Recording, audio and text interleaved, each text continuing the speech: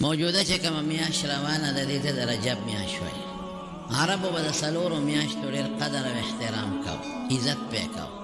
هغه څلورو میاشتو کې به جنګ جګړې نه کولې. که څوک به د یو بل دشمنان هم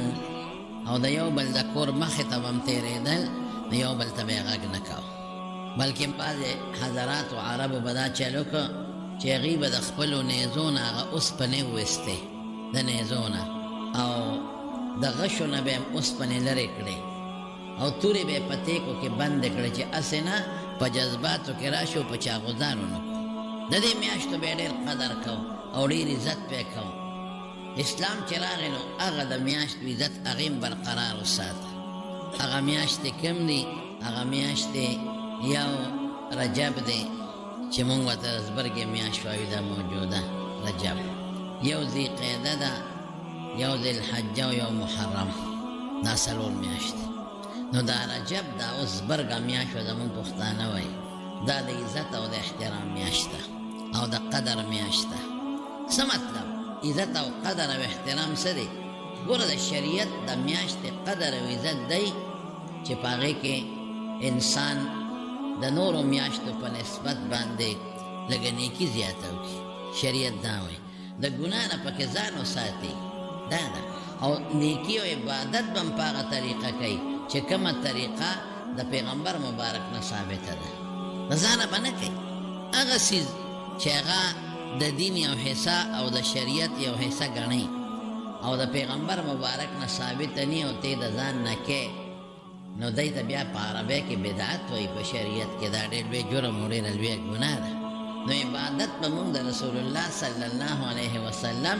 د راوړلې شوې طریقې مطابق کوو. نو دې رجب کې د حضور پاک یو عظیمه معجزه ښکاره شوې ده چې د پیغمبر علیه السلام په معجزاتو کې دا غټه معجزه ده چې هغې ته د معراج سفر وایي. اختلاف پکې ورونو شته چې د معراج دا سفر په کومه میاشت کې شوی دی. څوک د ربیع الاول میاشت یادوي، څوک بل هم نورې میاشتې یادوي. پکې اختلاف د علماو شته، د مورخینو، خو اکثر مورخین په دې خبره متفق دي او راجحه خبره دا ده چې دا سفر د حضور پاک په دې رجب کې شوی دی، زبرګه کې. بیا په زبرګه میاشت کې چې معراج شوی دی په کال کې لوی اختلاف دی چې دا په کم کال کې دی. څوک وایي د حضور پاک د پیغمبرۍ 5م کالو، څوک وایي د حضور پاک د پیغمبرۍ 12م کالو، څوک وایي د حضور پاک د پیغمبرۍ 11م کالو، څوک وایي د حضور پاک د پیغمبرۍ د نبوت 10م کالو. او دا 10م کال چې څوک یادوي نو اکثر علما دې له ترجیح ورکوي چې د هجرت نه 3 کاله مخکې دا معراج شوی دی. نو د هجرت د مدینې منورې نه 3 کاله مخکې هم دا 10م راځي د نبوت د پیغمبرۍ. او دې کې 5 منځونه بره فرض شوي دي، د به درته بیان وکړم. نو دا 5 منځونه هم بعضې علما وایي اله فرض شوي چې ابوطالب وفات شوی او ابوطالب د دې نه مخکې وفات شوی. نو ګورې ټینګېږی به پې نه، اختلاف د علماو پکې دی، خو صرف دومره ده چې کوم راجح قول دا دی هغه د پیغمبر علیه السلام د هجرت نه مخکې 3 کاله 10م د پیغمبر علیه السلام د پیغمبرۍ 10م کالو. او راجح دا دی چې دا د رزبرګې میاشت وه. او بیا په تاریخ کې م اختلاف شته، خو راجح قول دا چې دا 28مه شپه وره دې میاشت دی چې دا لوی سفر د رسول الله صلی الله علیه وسلم پیښ شوی دی. او قرآن شریف کې الله پاک په 15مه سپاره کې ذکر کوي. په نورو سپارو کې اشارې شوی دی، خو په 15مه سپاره کې الله ذکر کوي سبحان الذي اسرى بعبده لیلا. هغه الله د هر عیب نه پاک دی. دا سبحان په بعضې موقعو کې د تعجب په مقام کې ذکر کېږي چې کوم ځای کې یو داسې کار پیښ شي چې د انسان د عقل نه اوچتي او انسان د هغې نه تعجب وکړي، انسان ته عجیبه ښکاره شي چې هو دا. نو هغه وخت کې عرب د الله تسبیح ذکر کوي، سبحان الله وایي. لکه اوس هم داسې ګلی شروع شي سخته نو انا لله هم ویلی شي او سبحان الله هم ویلی شي، یا اوبو چتې شي او د خلکو دا کلی وړي نو انا لله هم د مصیبت په وخت کې ویلی شي، او د تعجب د وخت د سبحان الله لفظ هم ویلی شي. یا بعضې وخت کې داسې یو خطیب یو تقریر کوي او په هغې کې یو رښتونې خبره وکړي خو هغه ډېره عجیبه او ناشنی، نو خلک هغې سره اواز وکړي د سبحان الله. نو د تعجب په میدان کې وخت کې سبحان الله ویلی شي. نو دا خبر هم ډېره عجیبه خبره وه، د انسان د عقل نه اوچته وه. نو الله پاک سبحان لفظ استعمال کو. سبحان الذي هغه ذات د هر عیب نه پاک دی، هېڅ عیب پکې نشته دغې ذات کې. ګوره څونه ښکلې معنا لري. خدای پاک کې عیب نشته، نه خدای پاک وده کېږي، نه الله ستړی کېږي، نه ولا مرګ راځي، نه ولا بیماري راځي، نه بیبي ته محتاجه دی خدای نشته، نه بچو ته محتاجه دی بچی نشته، نه بل انسان ته پیری ته فرشتې ته محتاجه دی، چا ته محتاجه نه دی، نه ولا مرګ راځي، نه ولا تکلیف او بیماري راځي، او نه پې نشوالی راځي. او دا څومره ښکلي صفتونه دي ټول الله له ثابت دي. ولې که ټول ښکلي صفتونه الله له ثابت نه کړې نو دا خو عیب شو بیا که نه، چې چا کې صفت ښکلي نه هغه عیب دی. نو سبحان کې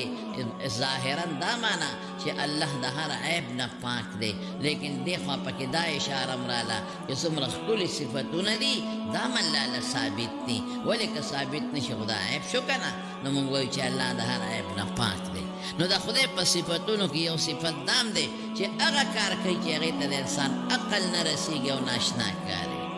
اسرا د شپې تلو ته وایي، نو اسرا د شپې یې بوته څوک بعبده خپل بنده چې هغه رسول الله صلی الله علیه وسلم دی. د علما دلته وایي چې حضور پاک په ویښه تللی دی، هغې باندې به تاسو زه پوهېږم. او د کوم ځای نه یې بوته؟ من المسجد الحرام، د مکې مکرمې د جومات نه، الى المسجد الاقصى، هغه لرې جومات ته. المسجد هغه جومات الاقصی چې ډېر لرې دی، لرې جومات، دا موصوف صفت دی. هغه جومات چې د مکې نه ډېر لرې دی. الذي بارکنا حوله، د هغې نه ګیر چاپېره مونږ ډېر لوی برکتونه، د مال برکت هم دی، د ځمکې برکت هم دی، روحاني برکتونه ډېر پیغمبران دقلته مونږ پیدا کړي دي. سلم وبوته لنوریه من آیاتنا، چې مونږ ورته خپلې نښې وښایو، خپل قدرتونه ورته وښایو. الله وی انه هو السمیع البصیر، الله اوریدونکی دی. که څوک د الله پاکه صفت کوي، ثنا کوي، د الله حمد وی چې شکر د پیغمبر مبارک لري دومره لویه مرتبه ورکړې ده، نو الله اوري ګورې بدل بدل کوي. او الله لیدونکی دی. ورې سوچ کوئ چې حضور پاک ته په دې معراج کې کوم منځونه الله لازم کړي دي او فرض کړي دي، نو ګورې صحیح طریقې سره وی الله ستا د خبرو اوریدونکی هم دی او پته علم هم دی، تاوینې بدل به یې درکوي. حضور پاک دا تر د لور ام هانې کره، ام هانې د حضرت علي صاحب خور وه، هغې کره ودو. او دا هغه وخت و چې ډېر زیات تکلیفات پیغمبر مبارک ته خلق و رسول. د مکې د کافرانو سره انتهایی دشمني سخته شوې وه، ډېر ظلم به یې کو. نو حضور پاک په دغه شپه د ام هانې کره د علي صاحب خور و د حضور پاک د تر لور هغې کره ودو. رسول الله مبارک په خپله فرمایي، حدیث کې راځي، وی دی که جبریل علیه السلام راغی، بره چت کولاو شو، جبریل ته راکوز شو، په دروازه نه دی راغلی، چت و د لرګو چت، هغه کولاو شو او جبریل ته راکوز شو. او عجیبه دا ده چې بره نه چت کولاو شو، نه خوره را پرېوته، نه خټه را پرېوته. او په چت د پاسه خو خلک څانګې لرګي اچوي که نه، نه یو خس لاندې را پرېوت، هېڅ شی لاندې را پرېنوته. او بیا چې جبریل ته را لاندې شو نو چت په خپله ټیک شو. تا به نه وې چې ګلې دا چت کولاو شوی دی، حالانکه د لرګو چت چې کولاو شي اوچت شي، خاورې را پرېوځي، شګې را پرېوځي، خس و خاشاک را پرېوځي، څانګې را پرېوځي، هېڅ هم پرې نه وتل، یو دوړ هم لاندې راتله. او جبریل ته راکوز شو. حضور پاک یې د خوبه را پاسه وی پاسه، دا جبریل په دروازه ولې رانغی، په دې چت ولې راغی؟ نو زمونږ د حدیث استادان د دې توجیحات ذکر کوي، خو زه بیا راته اسانه توجیح ووایم. ادا چې اشارت دیتا دی چې ستا سفر بره دی، زره بره نه رالم، تا به اوس بره بوځو. اشارت دیتا دی چې دا چت سنگ ما ته کولاو شو او دته لاندې رالم، تا ته به د اسمان چت کولاویږي. اشارت دیتا دی چې دا یو ناشنا کارو شو، چت کولاو شو او استا واپس پیوندم شو، اس خوره خخ چیته پرې نه وته، دقه رنګې ستا یو ناشنا سفر برتلو والا دی. اب هم داسې یو ناشنا وي چې سړی به حیراني ورته. نو بیا په حضور پاک د خپلې بسترې نه پاسه جبریل علیه السلام خو به هغه راته پیژنګلو ورسره وه، نو په دروازې زنځیر یې کولو که هغه کړو والا زنځیر او په دروازې حضور پاک وویسته او حرم مبارک ته یې راوسته. د ام هانې او د بیت الله په منځ کې لږه فاصله وه دونه فاصله به وه لکه زمونږ د جومات د دې دروازې نه د دغه ګوټه پورې دا چې کوم زمونږ دا چوراهه راځي دا ټرانسفارمر چې لګېدلی دی دقه ځای پورې د دې ګوټه پورې دونه فاصله وه په هغه زمانه کې د ام هانې کور د ترکو پخوانۍ زړه برنډه اوس نه د ترکو پخوانۍ چې کومه زړه برنډه وه نو د باب عبدالعزیز او د باب فهد په منځ کې هلته پخوا یو چبوتره وه خلک به پکې ناستېدل هغه چبوتره تاریخ لیکه چې دا د ام هانې رضی الله تعالی عنها کور و چې د کوم ځای نه حضور پاک معراج ته بوتلی شوی دی لاندې بیسمنټ او د بیسمنټ په دروازه چې به تر اوچت شوې نو هلته یو ستن وه د نورو ستنو نه بدله وه او هغې سره داسې د یو مصلې په ځای باندې یو ځای نو خلکو به وی دا هغه ځای دی چې ام هانې کور او حضور پاک ته تللی دی اوس هغه ټول سیسټم بدل شوی دی د نوې توسعې کې هغه ځای نه روان شوی نو چې حتویم بیت الله ته یې راوسته نو حتویم ته یې وردن نه که حتویم د بیت الله سره خوا کې یو لږ ځای دی خلک پکې ورننوځي نو حضور پاک له اپریشن د سینې او کشق صدر چې ورته وایي دا د رسول الله مبارک څلور کرته شوی دی یو ځل حضور پاک د بیبي حلیمې کره و چې د اپریشن شوی دی یو ځل د رسول الله عمر بنابر روایت راجحه لس کاله چې دا سینه شلېدلې ده دریم ځل چې حضور پاک ته په غار حرا کې پیغمبري میلاوې ده نو دا کار شوی دی او څلورم ځل چې حضور پاک معراج ته خیږي نو دا کار شوی دی رسول الله مبارک فرمایي چې جبریل علیه السلام زما سینه وشلوله او چې څنګه یې وشلوله نو زما زړه یې راوویسته دننه زړه هغې را دغه خپل ځای نه را دې خوا کړه او د زمزم اوبې راغېښتې وې په هغې یې زما دا زړه صفا ووینځه سامان یې ټول ځان سره د جنت نه راوستی و چې په اپریشن کې کوم سامان استعمالیږي د جنت ته راغلی دی او اوبه د زمزم استعمال شوي دي نو علما د دې نه معلوموي چې د زمزم د اوبو نه قیمتي او بهترې اوبه نورې نشته دی د جنت ته حوض کوثر اوبه خو وې هغه یې راونړې او د زمزم اوبه یې راوړلې معلومیږي دا چې د زمزم د اوبو نه قیمتي اوبه بلې نشته نو یې دلې راله صفا ووینځه پاک یې کړله او بیا یې سرو زرو یو کاسه وه هغې کې علم او حکمت او دانایي او خیارتوب دا د ډکه وه د هغې نه دا زمونږ په دې دا چې کوم غیر مادي څیزونه دي د هغې هلته شکلونه دي اوس علم خو غیر مادي شی دی شکل نه لري لیکن په دغه عالم او دنیا کې د هغې شکل شته نو د علم او حکمت دانایي او خیارتیا د هغې نه کاسه ډکه وه هغه یې زما په زړه کې وردننه کړه زړه په دې رګونو کې یې ور واچوله او بیا یې څه چل وکړه بیا یې او یې دومره یې پکې ور واچوله چې زه تر مرۍ پورې ډک شومه در مرۍ پورې زما د علم نه او د حکمت او د هوښیارتوب او د دانایۍ نه زما تر مرۍ پورې وجود ډک شو داسې شوه دی پکې ور واړو دغه روحاني څیزونه دي دا داسې څیزونه نه دي لکه چې اوبه ورړی یا وینه پکې ورچی په رګونو کې دا ځان دی یو کیفیت دی وی بیا زما سینه یو ځای کړه جبریل علیه السلام پې لاس راخ کړه واپس پې سینه جوړه شوه درد تکلیف اسم نه چونکه الله سره ملاقات لروان دی حضور پاک او پیغمبرانو سره ملاقات لروان دی او جنتونه به ویني او دوزخونه به ویني هغې دپاره د زړه قوت او طاقت پکار دی روحاني قوت او طاقت جسماني نه نو هغه روحاني قوت او طاقت نه ورته زړه ډک وی د هغې نه پسې د حتویم نه راویستم نو یو څاروی ولاړو براق چې ورته وایي مشهور په براق دی براق ورته ولې وایي علماء ډېرې وجې ذکر کوي یو وجه دا ده چې لکه د برېښنا غوندې پړقېده چمکاوېده تک سپین دویم دا چې لکه د برېښنا په شان نظر به یې کو برق یو پړق سره د یو ځای نه بل ځای ته برېښنا ورسي دقه رنګې چې د ده به نظر کوم ځای لګېده نو نوکه به یې هغه ځای کې لګېدله ځکه براق ورته وایي د برېښنا په شان نظر یې کو یا دا چې برق برېښنا څنګه وشي نو د هغې نه دنیا روښانه شي دقه رنګې دا براق چې څنګ پې زه سور شم او دې سفر شروع کړ نو دې نه به رڼا خطه شپه وه شپه وه د دې نه خپله لکه د برېښنا رڼا خطه میدان به کولو او واضحه ښکارېده یا دا چې برېښنا سره د انسان وجود ته سکون او خوشحالي میلو شي هر څه روښانه شي نو دې څاروي باندې ختېدو سره زړه کې اطمینان او خوشحالي او هغه سکون میلو شو د زړه برېښنا میلو شوه وی اغا او دا براق سونو وی دا اسنا رکوټیو دا اسنا او دا خر او دا قچر نه لګو چتو وی چې کله د پاغا براق باندې سوریدم نو براق مستی وکړه لګ داسې دا ځان یې ولقاو او مستی وکړه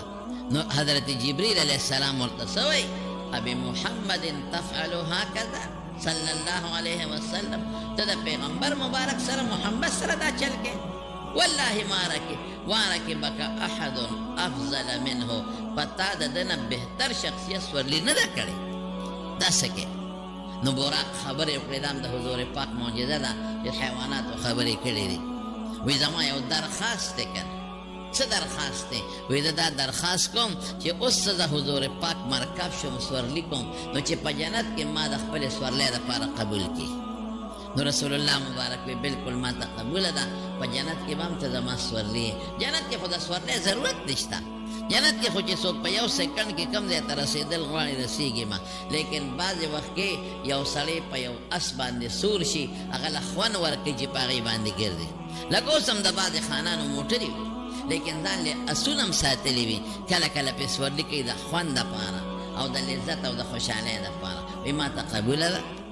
نو حضور پاک مبارک په هغه براق باندې سور شو ملګري ورسره څوک دي نو په غټو ملګرو کې دوه ملګري دي یو حضرت جبریل علیہ السلام دے او یو حضرت میکائیل علیہ السلام دے دا پا غٹو فرشتو کے دی نور یو روایت کے راضی کہ دا 500,000 فرشتو پا پروٹوکول کے روان دے پا جلوس کے روان دے 50,000 صحابہ حضور پاک و خدای بوزی دا چا یارا نشتا چی سو پتا تکلیف ہو رسائی اس یارا نا دا پیریانو شتا نا دا جناتو او نا دا انسانانو نا دا غلو دا ڈاکوانو لیکن دا یو عزتی چې دا مخکې رستو ته د لښکرې منډې وی دا یو عزت دی دا رسول الله مبارک له خدای پاک یو عزت ورکړ نو روان شو رسول الله مبارک فرمایي چې یو ځای ته ورسېدم نو ما ته جبریل علیه السلام براق ودراو وی دلته یو 2 رکعاته لمونځ وکړه نو ما 2 رکعاته لمونځ وکړه نو راته وفرمایل وی دا ځای دې وپېژن ما وی نه دا ما ونه پېژن وی دې دا یسرب دے پرستو دی مدینہ منورہ شوڑا شوی دا داستا دا حجرت زیدے بل دے کے براق ودراو وی کس شدل تا 2 رکعاتا نفل کا وی 2 رکعاتا نفل میں اکرل وی دا زیدے و پیجن ما وینا وی دا بیت اللحم دے کم دے چی عیسیٰ علیہ السلام دا خپل مورنا بغیر دا پلارنا پیدا شوی وی بل دے کے براق ودراو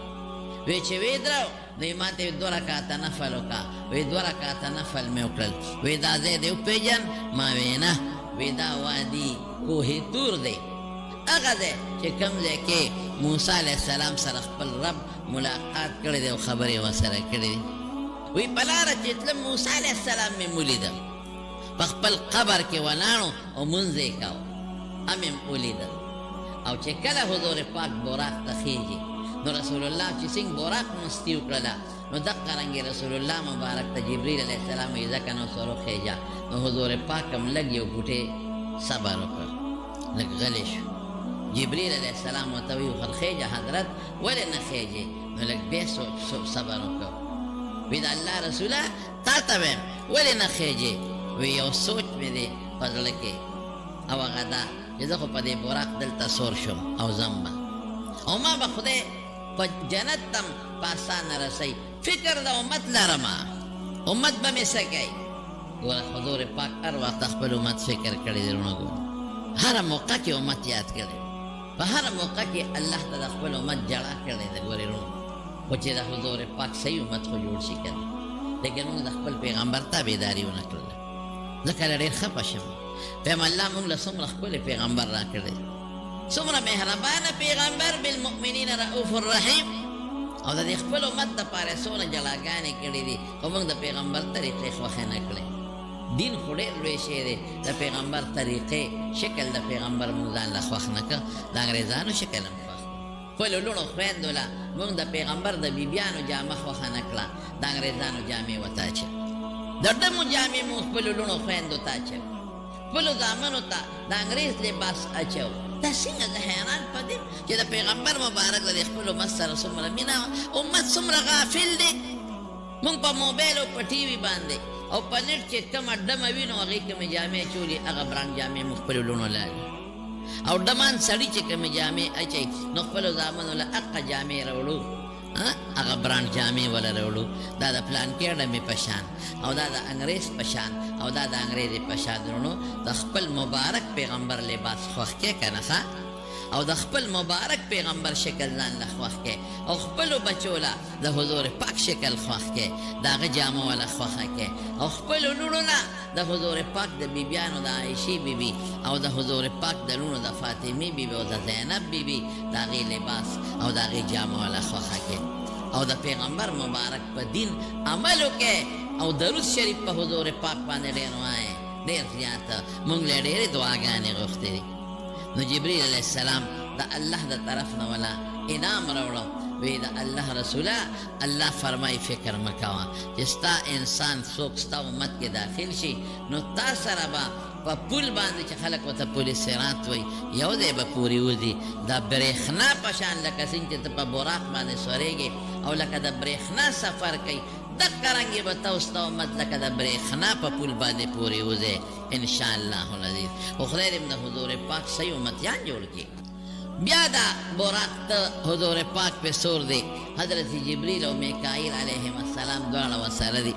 نو ورسېده بیت المقدس ته چې خلک ورته بیت المقدس وایي نو د بیت المقدس د جومات د دروازې نه بار یو تیږه وه په هغه تیږه کې سورې نو چې کله به پیغمبران رالل یا څوک به په سورلی رالل نو دا قانونو چې هغې به هغه تیږه کې هغه سوري کې د هغه سورلی پړی ورکړه د هغه اس یا د خر او هغې تیږې پورې به هغه اس او خر تړه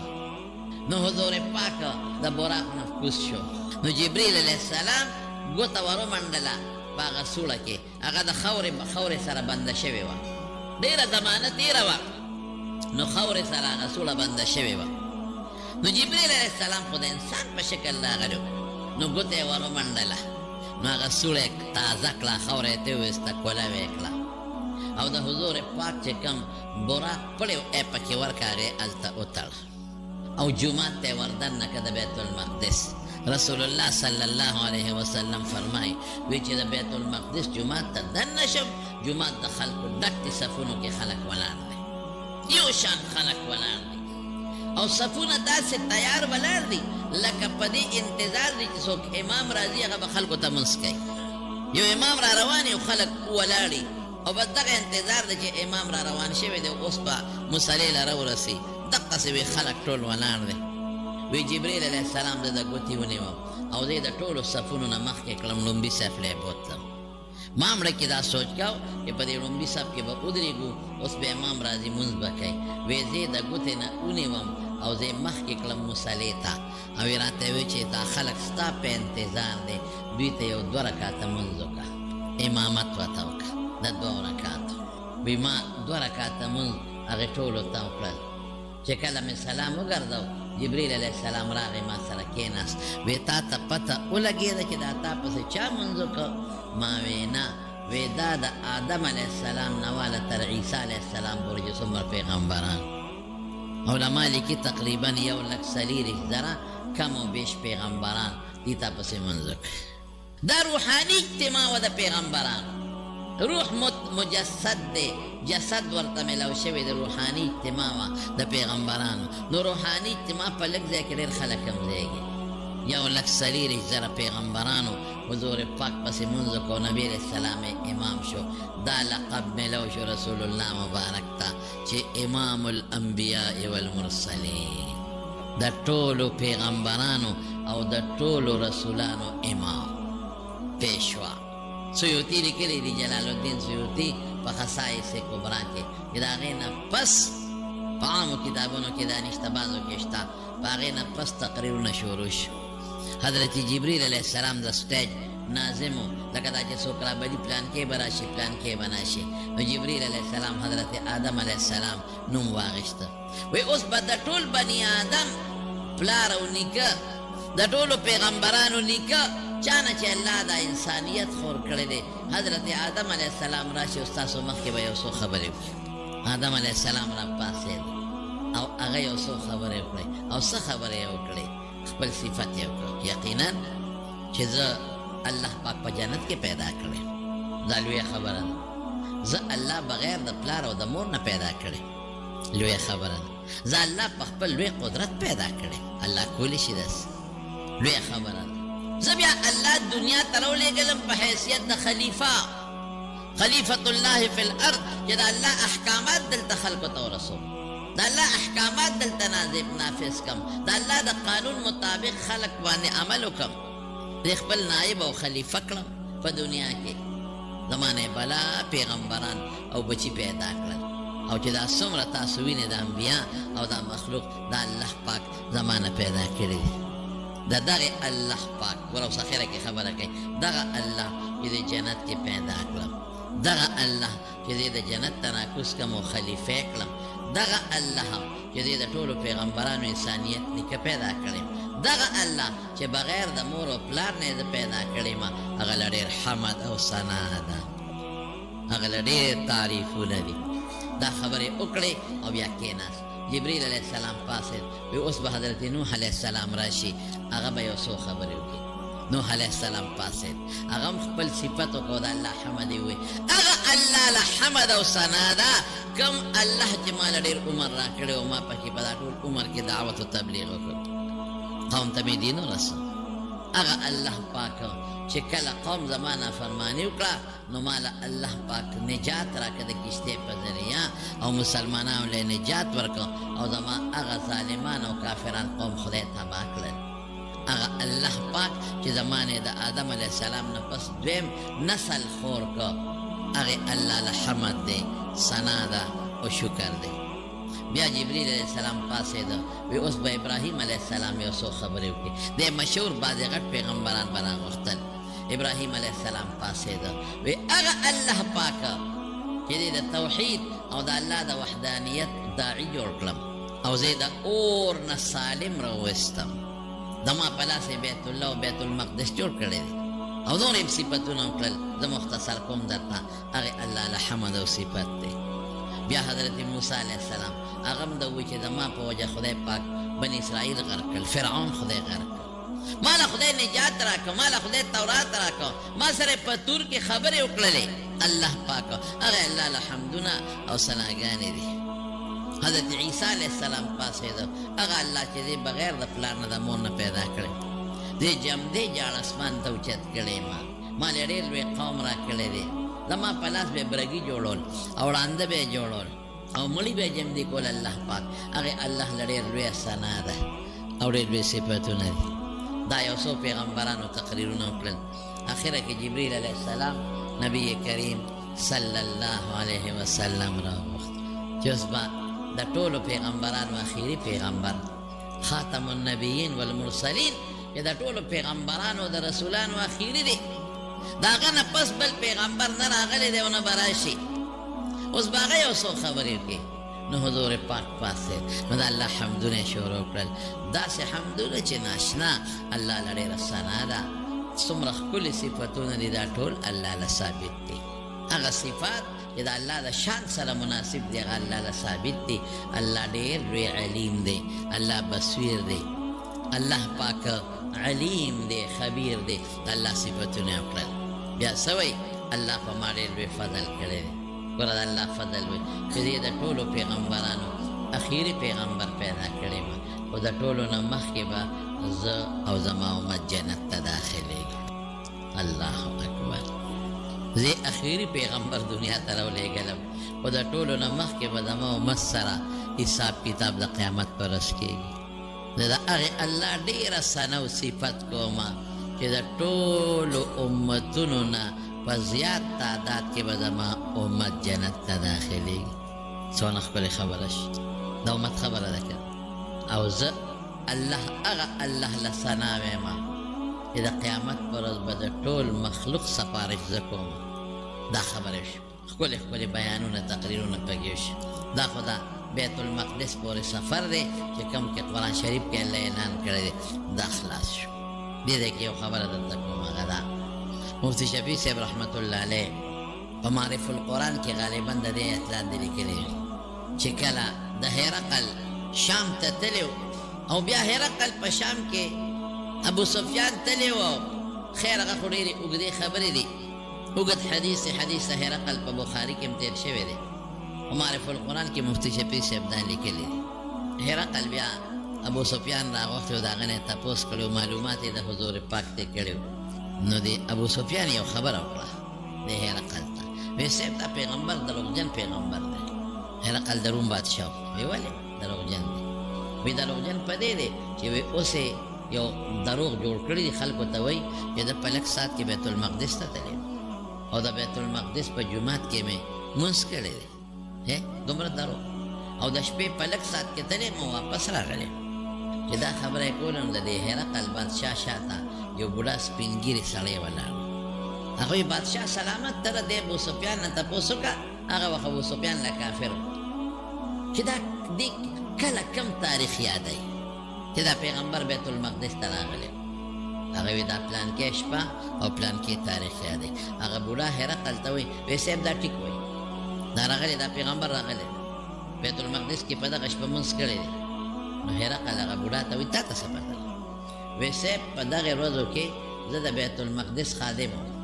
ما به د جومات دروازې ماسخوتن بندولې او سر به مې کلاولې چابیانې ما سره وی دا دې چې کومه شپه یادوي چې حضور پاک راغلی دی او د جومات کې مونځ کړی دی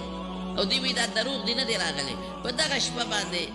ما چې د ماسخوتن د جومات دروازې بندولې نو یو دروازه نه بندېده نو ما زور لګاو خو دروازه نه بندېده نو ما ترکان راوغوښت چې ته راشه وګوره دروازه نه بندېږي اوس جومات کې سامان پروت دی څوک هلې غلا نه کړي نو چې ترکان راغی نو هغه وی چې دا بره پله راښکته شوې ده په دروازه تمبه باندې بره درشل چې وي که نه پخوا به دا پلې اوس هغه نشته پخوا به یو بره پله وه یو به لاندې پله وه نو په دې دروازه کې به یو دوه دغه و په هغه پله کې به سوري و او په دې تمبه کې به په دې بازو کې داسې میخ غوندې و چوړ به و چوړ به یې ورته وي نو چوړ به یې په یو سوره کې ورکوله او لاندې هغه بل چوړ به یې په هغه لاندې سوړه کې منډلې وو چوړونه به زمونږ د یادو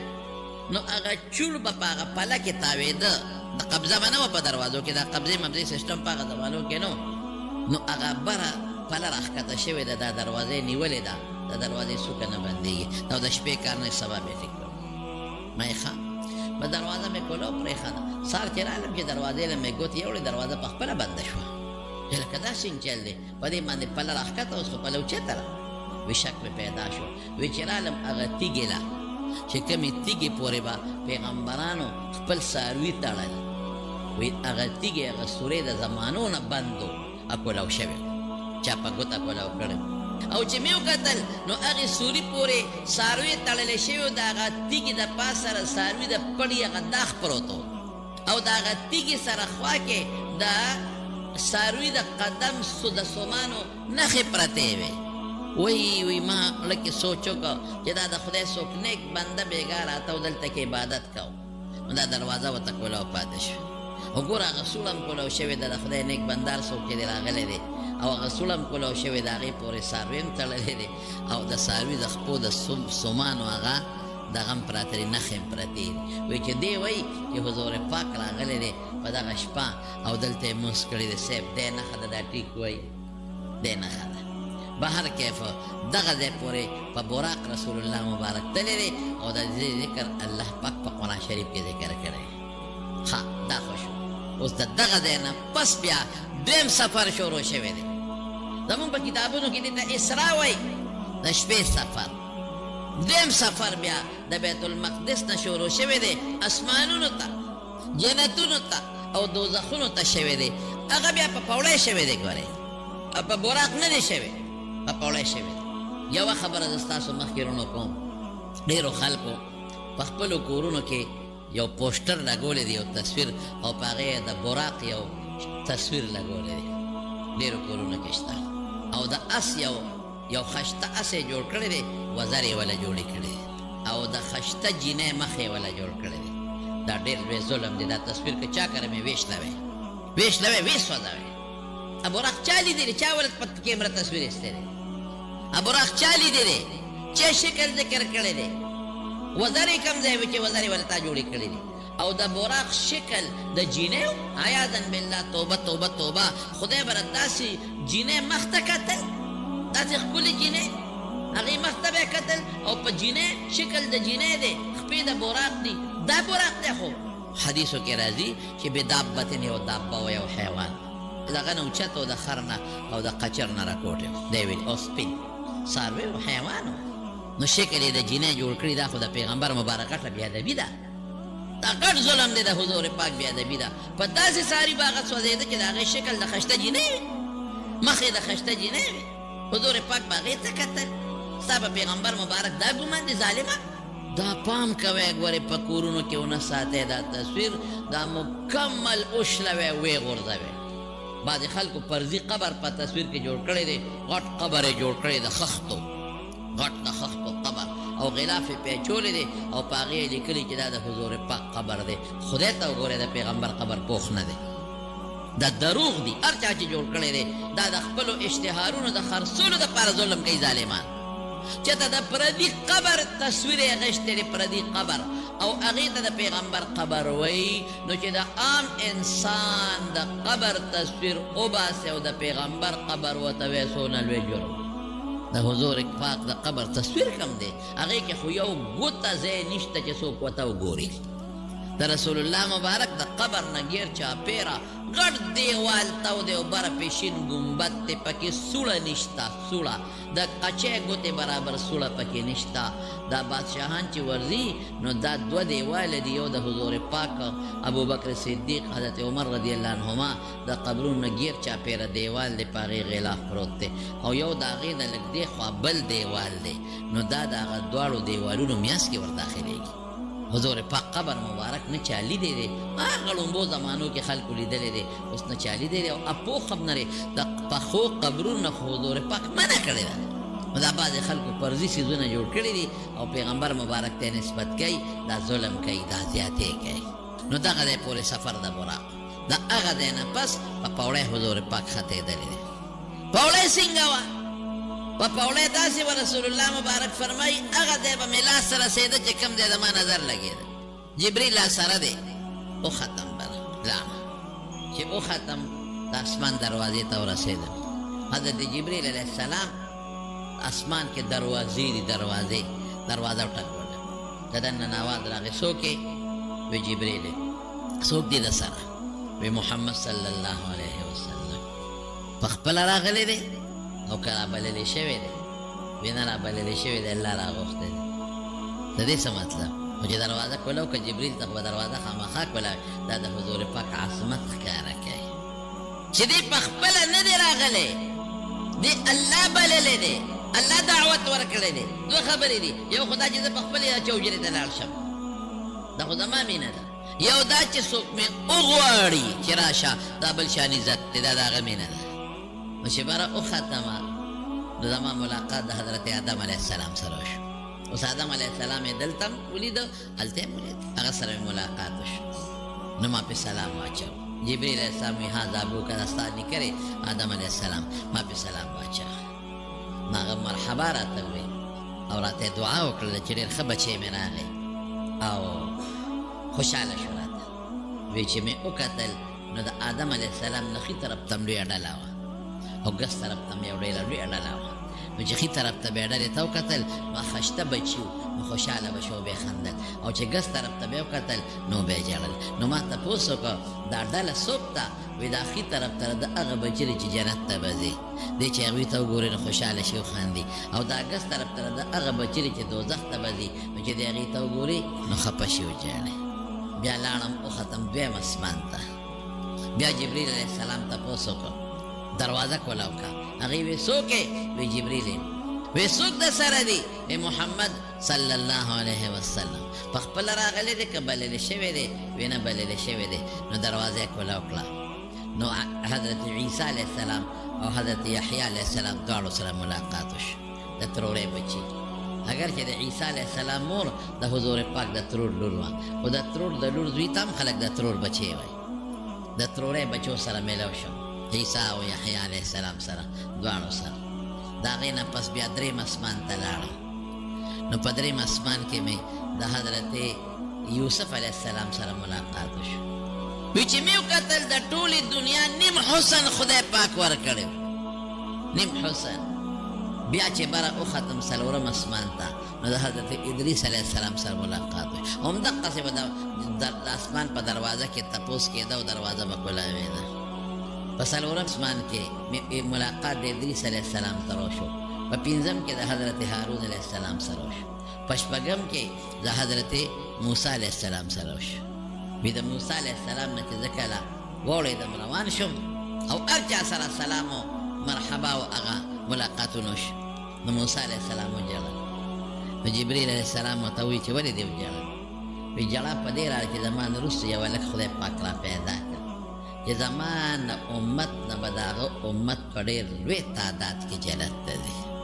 د خپل امت په هغه ګمراهانو امت خفګان راغی نو په ژړا شو وی اووم اسمان ته وختم نو په اووم اسمان کې مې حضرت ابراهیم علیه السلام سره ملاقات وشو بیت المعمور ته یې ډډه والی و همدقسې چې اووم اسمان ته تلم نو جبریل علیه السلام ور وډبه نو دننه آواز وشو څوک یې وی جبریل څوک د سره دی محمد صلی الله علیه وسلم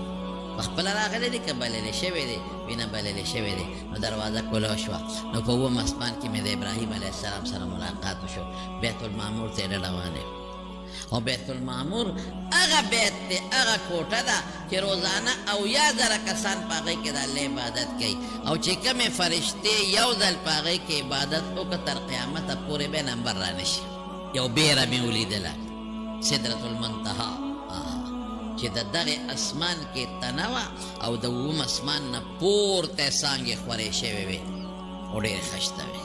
د سرو زرو د سپینو زرو پتنګان پکې ګرځېدل او پړقار یې کوه او د هغې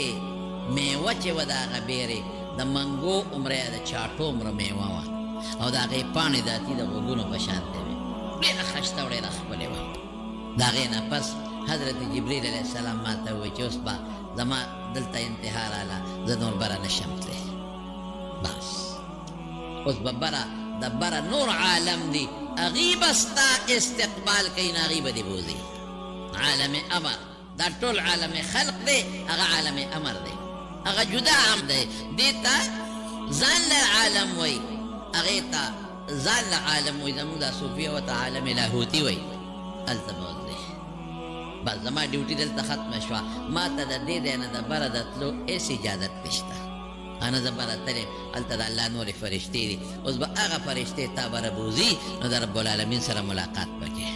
نو دا باقي واقع به درته انشاءالله آینده جمعه ویم انشاءالله خو صرف دومره ده چې د رسول الله مبارک دا ډېر قیمتي سفر ډېره غټه معجزه وه لکه قرآن چې څنګه غټه معجزه وه دا هم غټه معجزه او په دې معجزو کې ډېرې معجزې دي انشاءالله که عمر خدای راکړه نو آینده جمعه به درته بیان کړم که خیر انشاءالله دعا وکړئ الله ته زموږ نه راضي شي الله موږ د رسول الله صلی الله علیه وسلم حقیقي او صحیح امتیان جوړ کړي الله د رسول الله مبارک د سنتو تابعداران هم جوړ کړي الله د حضور پاک د سنتو تابعداران هم جوړ کړي الله د شرکیات او بدعات او رسوماتو نه امن نصیب کړي او یا الله که څوک بیماران په دې مجلس کې یا په کورونو کې ټول روغ صحتونه او شفا ورکړي که څوک قرضداران یې قرضونه اخلاص کړي خدای که د چا بچي نه یا شته خو نارینه اولاد نه الله نارینه اولاد یې ورنصیب کړي که د چا په ګاونډ کې په کورونو کې اختلافات او ناچاقۍ وي الله په روغو باندې بدل کړي الله موږ د حاسدینو د حسد نه وساتې د بغضیانو د بغضون نه وساتې د شریانو د شر نه وساتې د ساحرینو سحر نه وساتې د بدنظرو د بدنظرو نه وساتې بچیم کامیاب کړي او خدای راغلی جمع ټوله وبخښي یا الله ته زمونږ د دنیا او د آخر خیر او برکت نصیب کړي او د دنیا او د آخر د فتنو نه په امن او امان کې وساتې اخر وخت کې په خولې دا کلمه نصیب کړي لا اله الا الله